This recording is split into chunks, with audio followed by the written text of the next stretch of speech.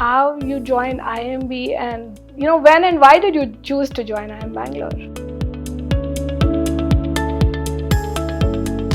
I think so. It's not a choice that I had.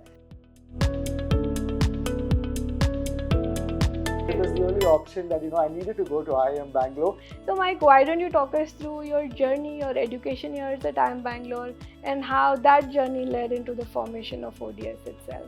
So for me, the campus meant independence. It meant meeting friends. It meant seeking support from professors. And right from term one, I didn't do too well. It's quite common in IIM to stay as groups. So they supported me. They took projects with me, so I could be comfortable and I could do my best. Right? I could thrive. Yeah. I think ODS has made tremendous leaps and bounds of progress after that.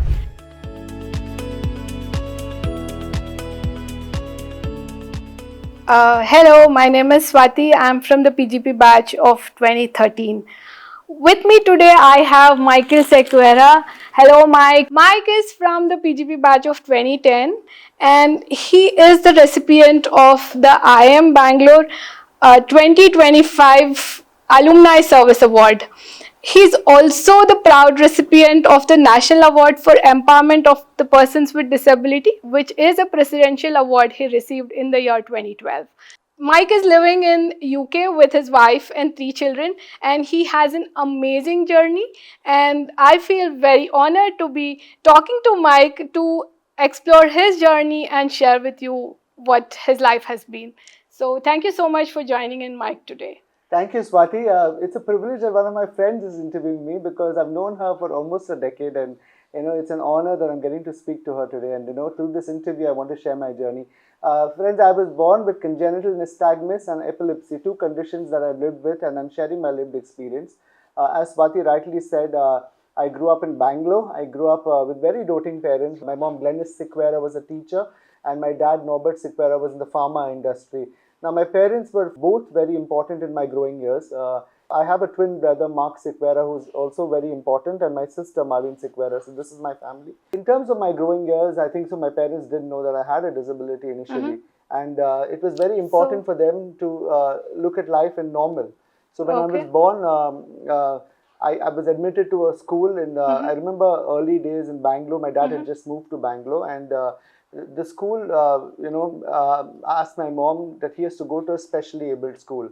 I want to understand, how did you even identify your disability? How was it for your family to know that you had a disability, and how did you even know that you had a disability? All right, so this narration will connect the dots. Sure. So I was admitted to a normal school. My parents went to a normal school, and my brother and I both seeked admission in the same school. And at that time, I used to look like this. So pretty much from looking at me itself, the school knew that I had a disability. My parents didn't feel it was something that mattered to them, but the school said, in case you want to admit him, you have to put him in a special school which we have, and the other child could go to a normal school. But my mother, who was a trained musician from the London School of Music, Trinity School of Music, so she said, I will teach music at the school. So pretty much for her, that compromise led to my existence and normalcy, if I could say it. I went to a normal school. So thank you, Mom, for that.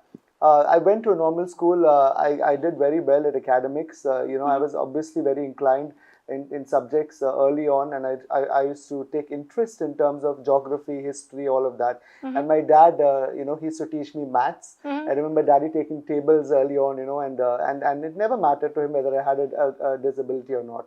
In high school, in fact, I used to wear very thick glasses, and because of my epilepsy, I couldn't play sports on the field. The school that I studied in, possibly they knew that I had a vision disability. They knew I had epilepsy, but exclusion was important to them because they felt like, for the child's safety, he has to be, kept out of sport. And this is still an impediment in India in a large way, where today children with visual impairment can't do sports. But I had that inclination to convert that energy, and I went to a library and I became a voracious reader. I used to read books like Agatha Christie, etc. And so when I was in 7th grade in high school, as you had it, my mother took me for an optician checkup, and a Dr. Suzanne John, she was an FRCS from London. She observed my condition and she said, you should wear lenses. It will not just improve your eye condition over time, it will improve your personality. And today, Oh, if I'm standing in front of you, all these years, she's played a very pivotal role in terms of giving me, a personality. So from okay. being that boy who used to possibly look like that and couldn't do sports, to really rocking things today at IIM Bangalore, I'm sitting in front of you, I'm winning the ASA award. It's come a long way because of parents, because of my Absolutely. siblings, and because of this doctor's contribution. In fact, I remember my brother who took engineering. Just because he wanted to be with me in the same class.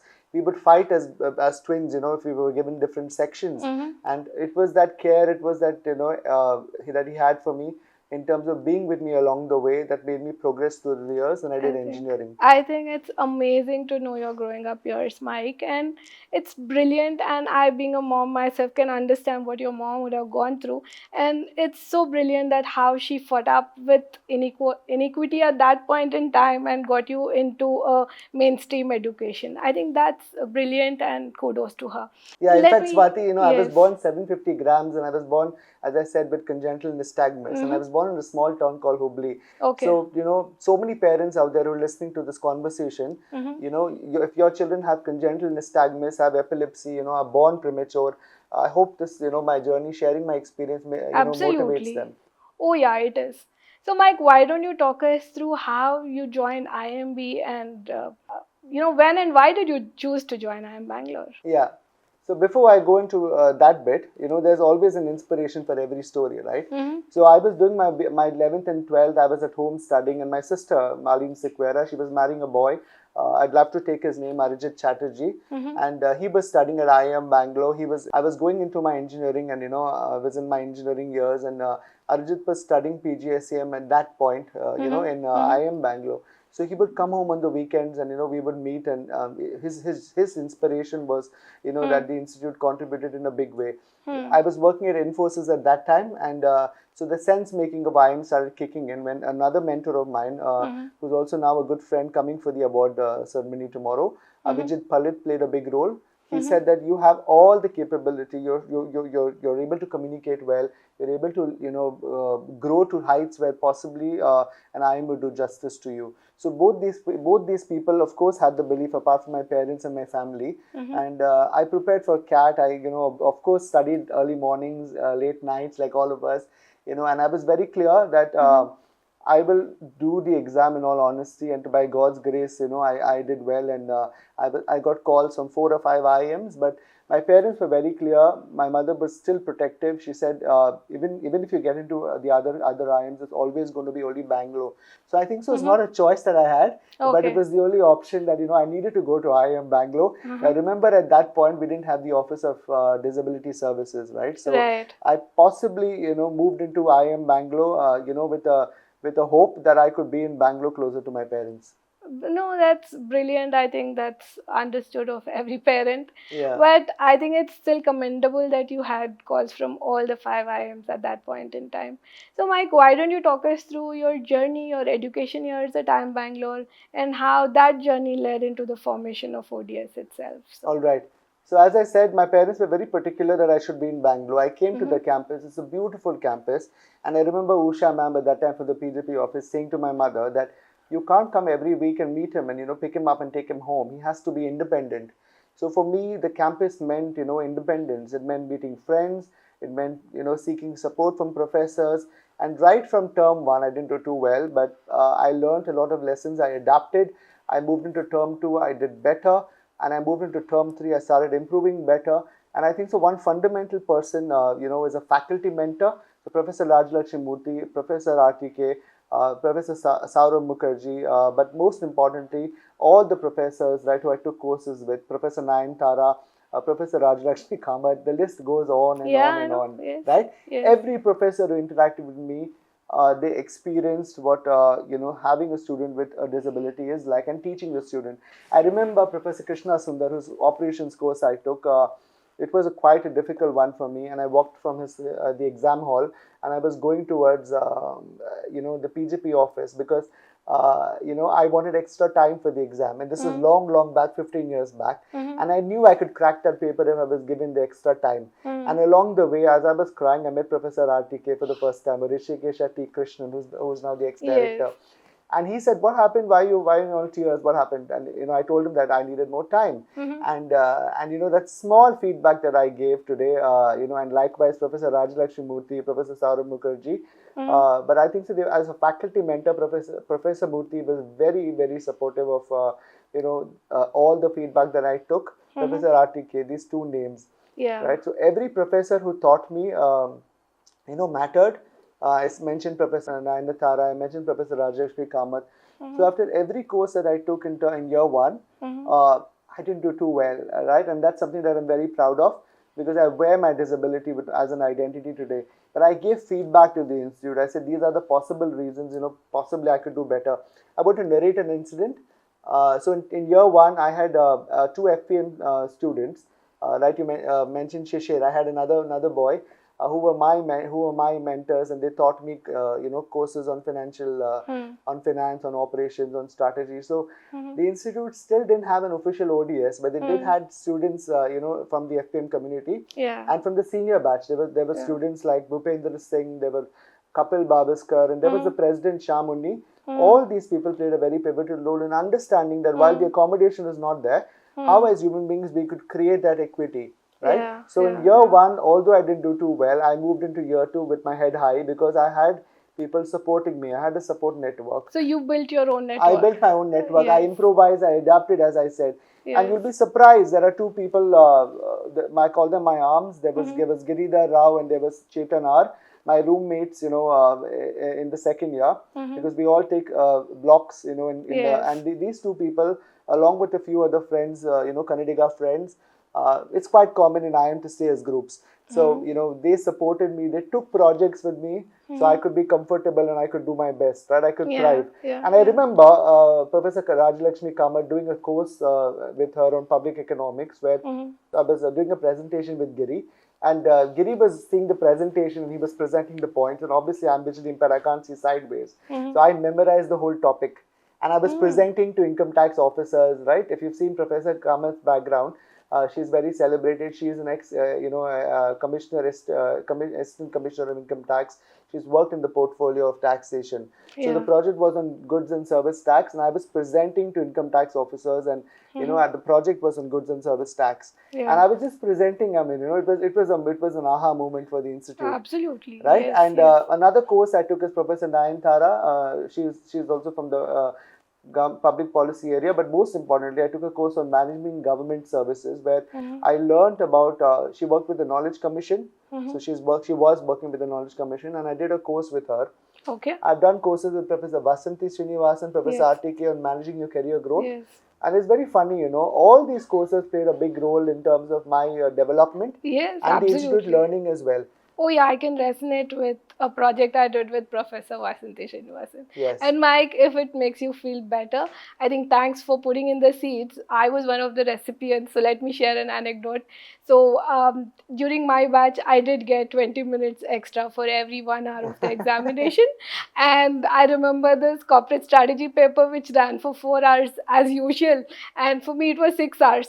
So some of my friends would stand there outside the door to pass some snacks, when it was closer to the exam duration getting over, just to keep me hydrated. So I think thanks to you, but I think ODS has made tremendous leaps and bounds of progress after that, right? I also had opportunity to take my exam on using a screen reader independently, typing out the answers. So I think your thinking, your feedback kind of opened up the opportunity to enable the organization to be flexible and accommodative to meet the needs of students. I think. And Swathi, like you just said, right? So IIM Bangalore is a very good campus. Its architecture is brilliant.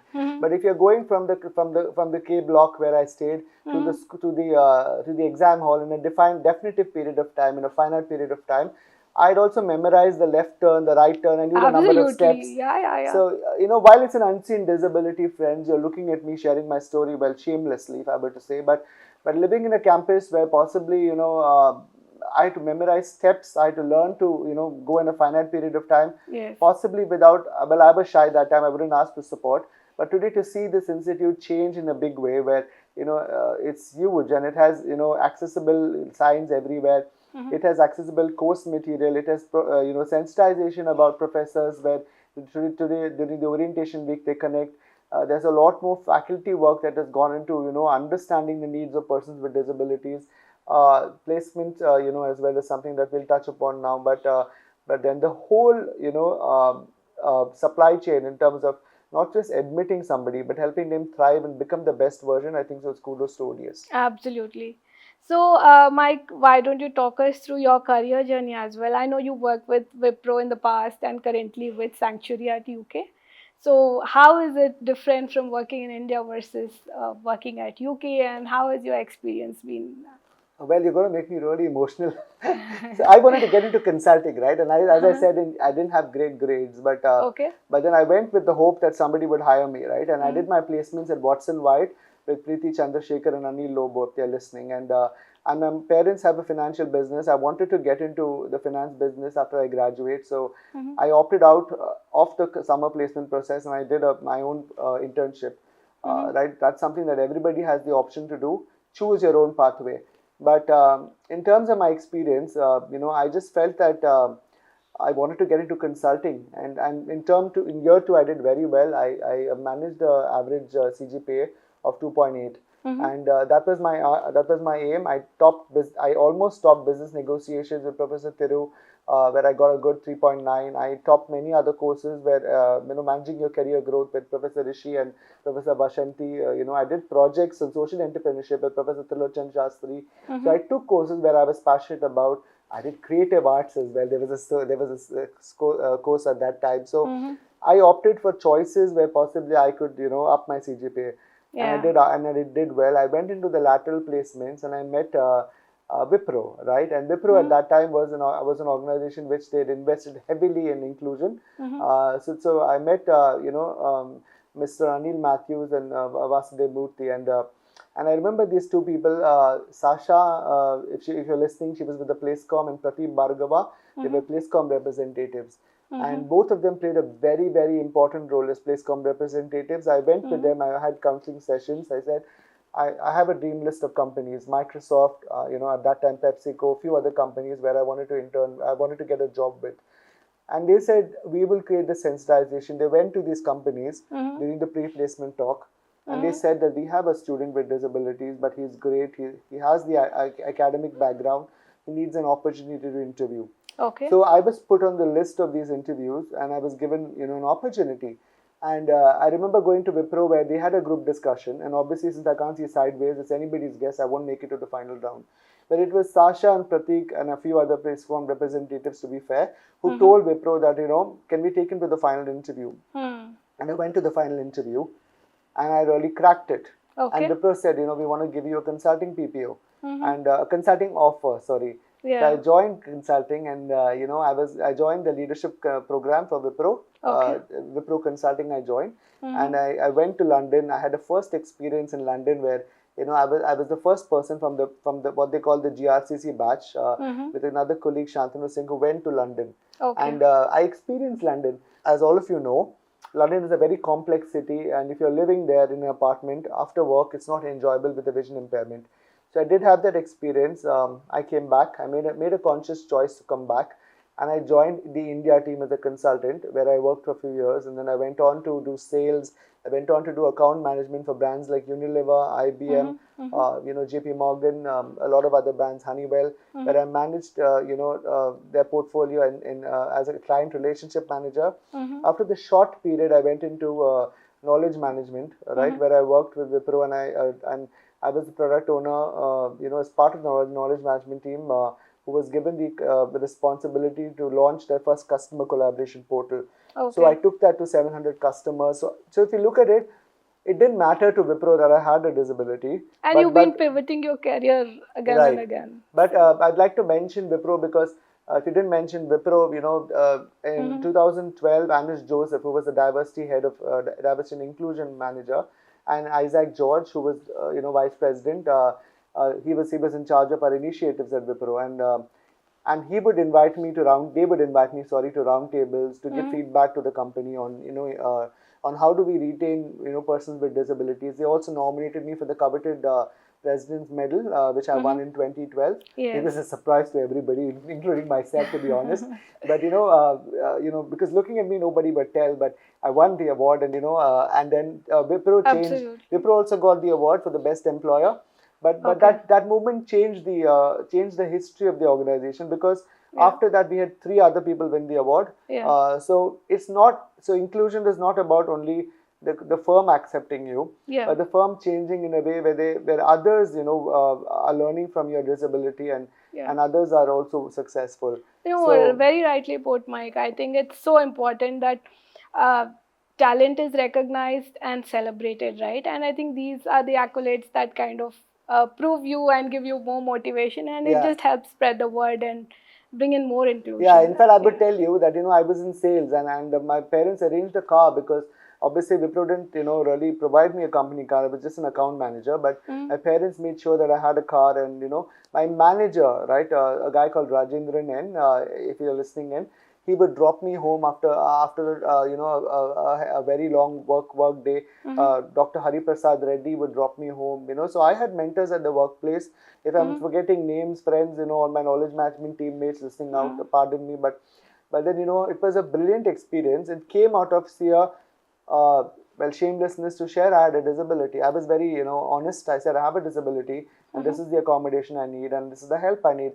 And that has always been while a person with vision impairment needs meticulous planning, because one step wrong and you can go into the valley. But but I do plan my day very well. But at times when things go wrong, I'm shameless to ask for help.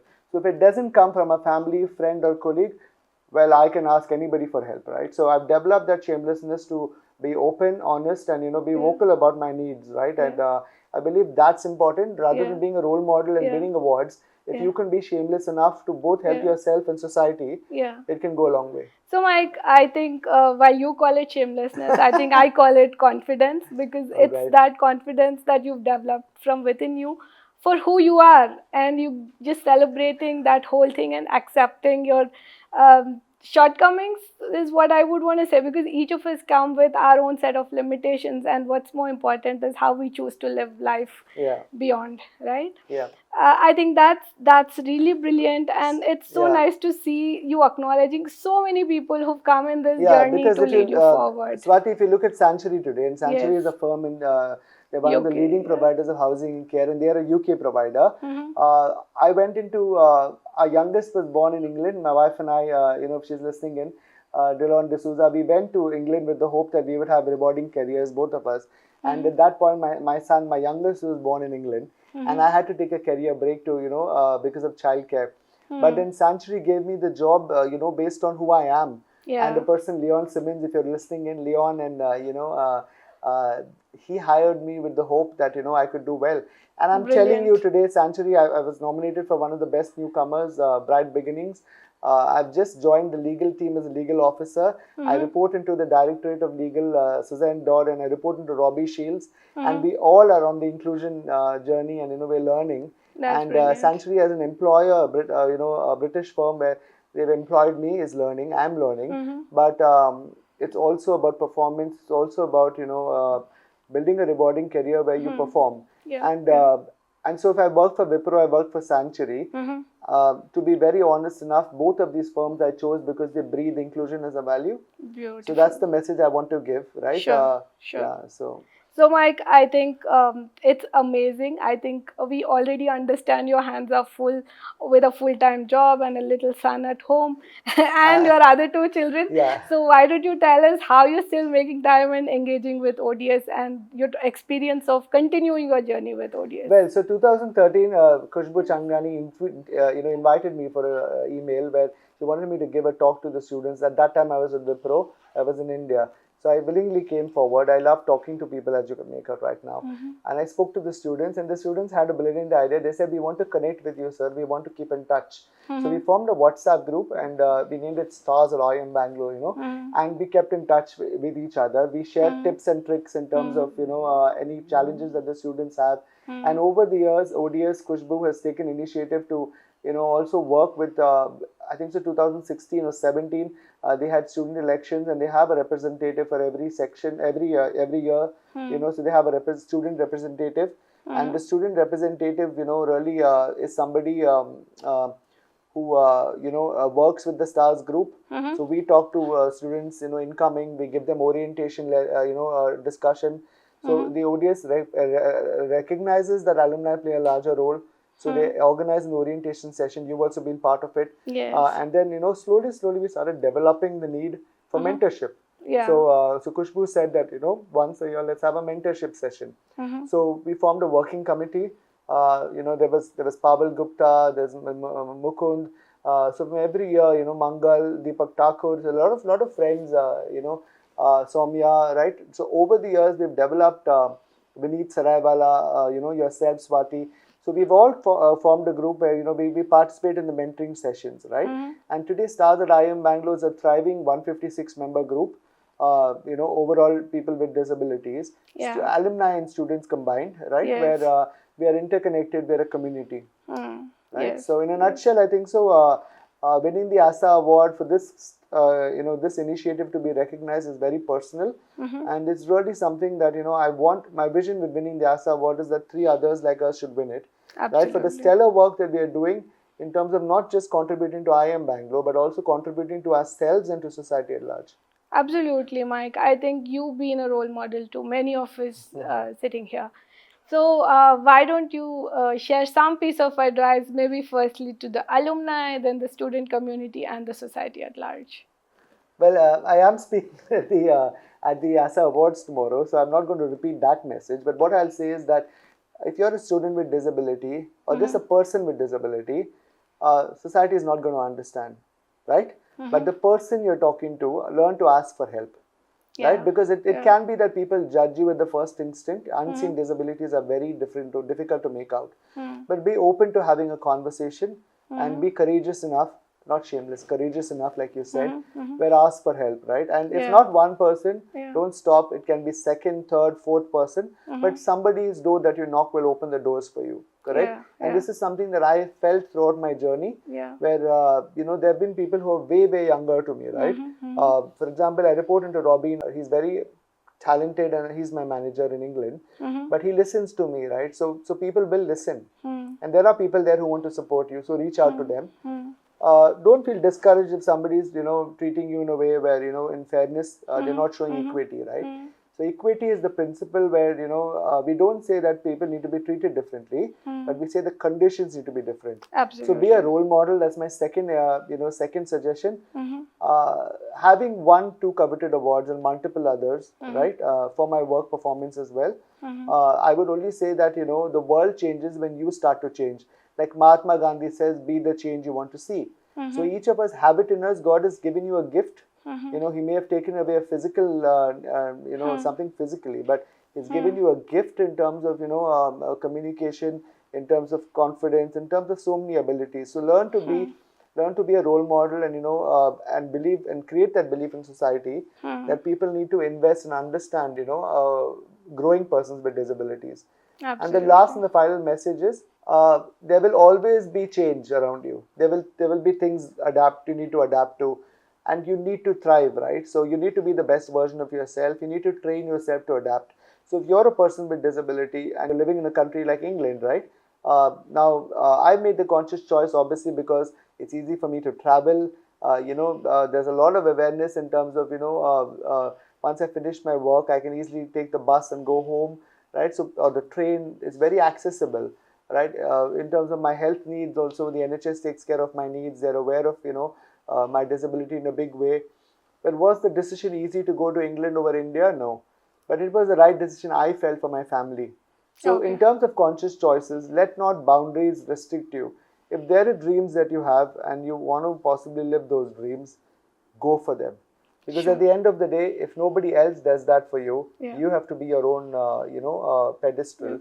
You have to make sure that your dreams are something that you dream, right? So you work towards them. So reach out to the right people, and there will be people who will support you. My wife has played a big role in my journey, right? My in-laws have played a big role in my journey. My children, all 3 of them have played a big role in my journey. Without their support in England, I wouldn't be here. I mean, if people, Absolutely. without my friends in England who are looking at this video, I wouldn't be Absolutely. here. So society at large is very open to helping people who want to thrive, but you have to have the willingness and the fighting spirit to change. You have to have the Yes. acceptance that you will keep at it until you achieve your purpose or your dream, Yes. correct? Yes. So that's my message to all our students out there listening to this video, wondering, oh wow, he's got the alumni award, he's got the president's award, so what next? I'm coming for all of y'all. I'm coming to serve you all, to do things for the institute. Together as stars at IIM Bangalore, we want to make a pivotal difference to not just the students like us winning and getting good jobs, but also the learning for the institute continues. The Great. awareness will be continuing. Great. And we want to become more friends with people who want to build change. Great. So I think I'm truly inspired by Michael's energy. I think it is definitely something that all of us need to hold on to. And it's brilliant talking to Mike. And I think I just wish you all the best, Mike. Yeah. And thank you so much for joining in. Yeah. And I think it's been amazing to know you as a person. And we look forward to serving IIM Bangalore and the students and the society at large. Yeah. There's just one thing, friends, if you're listening to this video, and if you are a person with visual impairment, a person with epilepsy, if nobody is believing in your story, the Almighty does. I pray to God every morning, and that simple prayer that I say is, God, give me the energy, give me the belief that I can live through this day.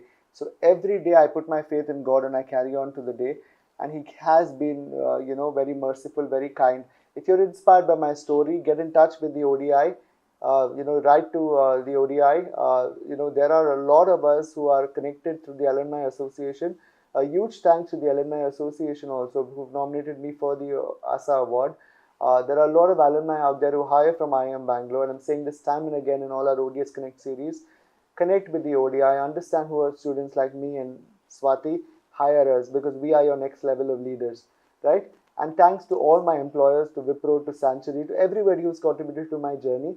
If I haven't named you, but it's just because I'm in the moment. But I want to thank you, right? And it's a proud moment for IIM Bangalore. I'm possibly thankful to everybody at this institute, for what they've done. I remember Professor RTK telling me one very important thing. If you run away, when I was crying, I mentioned that. If you run away today, you'll keep running for life. If you fight it today, we are with you. And Professor Oh, wow. Rajalakshmi Kamath, Professor Rajalakshmi Murthy, Professor Nayantara, all the professors, the ODS chairs over the years, Professor Anil Suraj, right, Professor Srinivasan Rangan, all of you have been very dear to my journey, Khushbu as well. I wanted to share that this is a huge moment to celebrate for all of us. Thank you, Swathi, for taking the time to speak to me. Absolutely. Thank you, Mike. So, just to sum it up, I think resilience is one word that defines Mike. So, like he said, never ever give up. And just to quote that powerful note, if you run today, you're going to be running away all through life. So, I think with this, thank you so much and congratulations once again on your ASA award. Thank you so much, Thank Swathi. you.